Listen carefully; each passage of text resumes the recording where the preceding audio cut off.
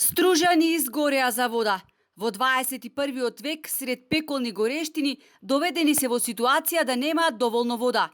Ситуацијата е повеќе од алармантна, реагираат стружани кои со денови не можат да изгасат джетта, а од водовод дури почнаа со рестрикции, но и казнувања. Првиот човек на јавното предпријатие уверува дека бил задоволителен капацитетот на изворите кои го снабдуваат градот со вода. Проблем биле дивите приклучоци и нерационалното користење на водата, која во попладневните часови стружани ја користеле за да ги наводнуваат бавчите.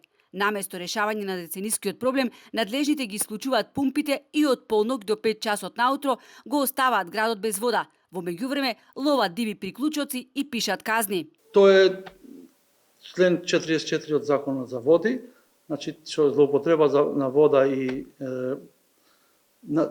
приклучување, диво приклучување, се казнува од 1000 до 3000 евра.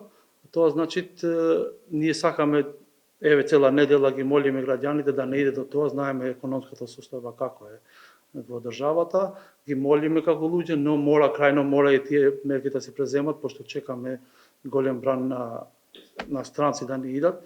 Сакаме да ги чекаме со вода нормално, тие идат на одмор. Струга не постапува по примерот на Охрид, каде посебно во лето потребите од водоснабдување меѓу другото се задоволуваат со испумпување на вода од Охридското езеро. Но експертската јавност го наметнува прашањето дали може перманентно да се користи вода од Охридското езеро за пиење и колку е ова решение издржано. Крајна алтернатива е да се користи вода од Охридското езеро, за која што треба добро прочистување, филтрирање и дезинфекција.